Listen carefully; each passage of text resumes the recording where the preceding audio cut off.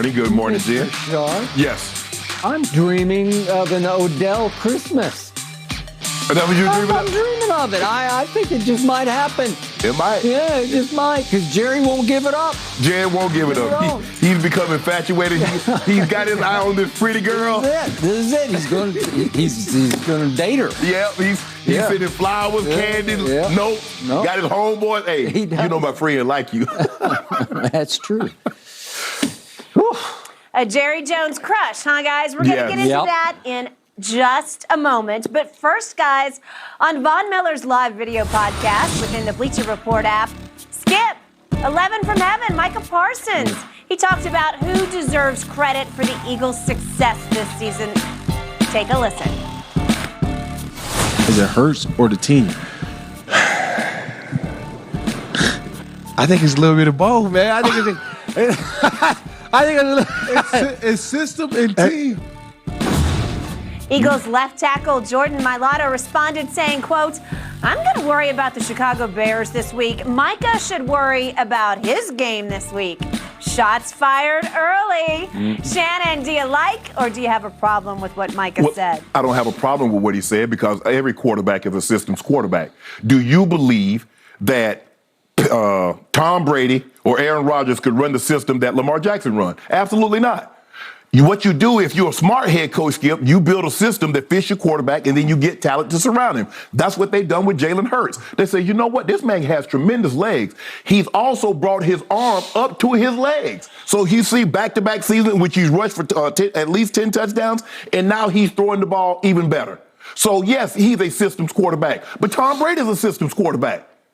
Tom Brady is not running the system that Jalen Hurts running Philly. Ain't no way he doing it. Okay. So I don't care how great you are, you better get a system that fits what you do. Okay, but is Jalen Hurts a better system quarterback than Carson Wentz was? Yes. In his system? Yes. Yeah. Yes. Okay. But that was a now you bring in all these intangibles like leadership and playmaking and poise and all that. I'm just looking at it from an X's and O's schematic standpoint. All right. We already know that Jalen Hurts is a better leader than Carson Wentz. Yeah. That's never been Jalen Hurts' leadership was always his strongest attribute. So that's never been called into question. Everywhere Carson Wentz has been, his leadership has gotten called into question. It has been. So with that being said, I don't want to, and Micah has to understand, Skip. Anytime you say something and it's not a glowing review of said player, it's going to be viewed as you're taking a shot at him. Yep. And so you're talking about is it Jalen Hurts or is it the system or is it the team? 9 times out of 10, Skip, if your quarterback is decent, he's going to get credit for the success, except for the 2000 Ravens, except for the 85 Bears, when it was the defense, when it was the Ravens' defense. But if you have a quarterback, no matter how great your defense is, no matter how, and the Patriots have had some great defenses, it was Tom Brady. The Packers or with Aaron Rodgers, it's Rodgers. That's just the way it goes. So the quarterback, there's a reason why he's the face of your franchise, whether you like him or not. Because he's going to get the credit. So I don't have a problem with what Micah said. But what Micah has to understand that anything that he said is going to be viewed as you're taking a shot at Jalen Hurts. Yep. He was asked a question. Is it Jalen Hurts or the system? And he, retorted the question back to Vaughn. He did. And Vaughn says, I think it's a little bit of both. Yeah. Well, I mean, duh. And so that's what you have to do. So I didn't view it as a shot. I know how people... Let me tell you like this. If I was in the Eagles locker room, I would take it as a shot. Yeah, you would. Because you take it. First of all, why are you worried about what it is? What are they, 12-1, 11-1? 12-1. 12-1. We 12-1. So why you care? You worry about what's your success about? Yep. So for me, Skip, that's just the way it is. I was a systems tight end. I wasn't going to have the kind of success that I have in Washington's offense with those tight ends all they doing is blocking, or the Giants with Coach Parcells. Yep. People thought, oh, you ain't nothing but a pass. You ain't nothing but a buffed up wide receiver, and you ain't nothing but a pass catching tight end, and. Yep. So I'm good with that. And I think sometimes we get carried away and talk about, well, he'll fit. No. Every quarterback is not going to fit in every system. And every system doesn't fit every quarterback. So for me, I didn't take it as a shot, but I can see how the Eagles and Jordan Mailata and some of those other guys would take that as a shot. Unfortunately, so do I. Maybe it's fortunate it's happening this week as opposed to on the week of the game, which is obviously next week. And to the Eagles' undying credit, they all said exactly the right thing. Shouldn't he be worried about Jacksonville because we're only worried about Chicago? Correct. And please, Cowboys, go win at Jacksonville for our sake. This is self-interest because the game is on Fox, and it would help us a whole lot. It would help everybody's hype, hooray interest in this game if both teams go win their game this week and we get to go in with 13-1 and 11-3, right? Yeah. This game's going to do 40 million viewers. One way or the other, but it would take a little luster off if the Cowboys are, in fact, looking past Jacksonville to Philadelphia and they suffer dearly for it. Okay. Now back to this. This blindsided me, and I spent last night going back and forth in my head. Is this supreme confidence talking here on Micah's part? Or is it just foolish immaturity talking? Because he's still a very young man and a very young player. This is all still pretty new to him. And I'm not sure which of those it is. Is it system or is it quarterback? Well, I'm asking the bigger question is supreme confidence or foolish immaturity? Because if it's supreme confidence talking, then he will just go back it up. When it's time to go back it up on Christmas Eve, he will just go, it's like the great Dizzy Dean of baseball lore. If you can do it, it ain't bragging, right? If you can back it up, Ali was like that. I'll talk and I will go back it up. So can you go back this up? Well, unfortunately, Micah is not dealing from a position of strength. We talked about Brady yesterday saying they're fairly tough on defense, the Bengals. Well, he's not dealing from a position of strength right now because he hasn't been very good and the defense hasn't been very good. And so what are you talking about?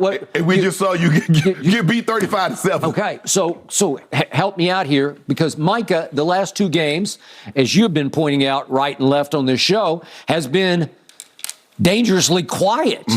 For my taste, he was 11 from heaven. He was, for a while, he was clearly the defensive player of the year. He was my old Micah. And all of a sudden, for the last two games, he's ghosted us. Because against Indy and then against the Texans, I'm looking at these numbers, and they're really quiet numbers, especially against the Texans. It's just quiet across the board. And he was good against Colts. It was Green Bay, which he did. I'm even looking at the Indy numbers. He had no sacks and one hit on the quarterback, so he hadn't had a sack for 2 games. So you can also jump back to that Green Bay game. He's now weirdly had 2 sacks in 6 games, and that's it. So he either gets 2 or none. So 2 times 6 is 12. So he's fallen off the lead because the lead is now it's Nick Bosa and what's his name? Matthew Judon. They're at 14.5. So he's fallen off that. He's fallen a little off the pass rush win rate, which he was dominating all year long. So he's not been my old Micah 11 from heaven over the last 2 weeks. And obviously, I said before the year goes, we're going to go as far as he carries us with this defense. And we survived the Texans game sort of in spite of how quiet he was against the Texans. And it took, as you know, a 98-yard drive to pull that one out of the fire and save my franchise from embarrassment. Oh, you want to talk about shining sea embarrassment? That would have been it. Okay, so I'm trying to decipher the quote. And he pushed for it because he was the one who he kept sort of goading Vaughn back to Vaughn, as great a pass rusher as we've seen in a long time. He as far as a money pass rusher, is there? I don't know if there's ever been a better one. I'm talking about money. I'm talking about he's a big game. He's a big game pass rusher. Big game pass rusher. So he really knows what of he speaks. And it was Micah who's pushing back at him in the clip that I saw. He says, is it Hurts or the team? Is it Hurts or the team? And Vaughn said, well, it's a little bit of both. So Vaughn's trying to sort of talk him off his position, but then Micah won't back off. And he says, I'm not trying to make no enemies. Okay, fine. You already enemies. Okay. The Hatfield and McCoy, they ain't got to do anything. They're already moral enemies. Okay, so Micah says, I just love the game so much. Great. And I understand it so much. Okay. that when things are off, I just can't hold it in. So he's saying it's off. He says everybody has their opinions. Well, he says basically that the prevailing narrative or opinion on Jalen Hurts is off. Right. That you're not seeing the forest for the trees. You're not getting it. He's just a product of the system. That's how this comes across to me. And to your point, and I completely agree with your point. Every system is tailored to the quarterback. Yes. I mean, Andy Reid puts Patrick Mahomes, well, he just green lights him. Right. He lets him do things that no quarterback would ever be allowed to do because a lot of times he can do it. But the way it's constructed, Skip, you have to have great improvisational skills to be able to pull off what he does. Okay. Because he's throwing the ball on the move so much and from so many different platforms. Okay. Everybody doesn't have that ability. They don't. And sometimes it bites him in the butt, but a lot of times he is just so gifted. Right. And I'm talking about gifted not only with his arm, but with his legs. Right.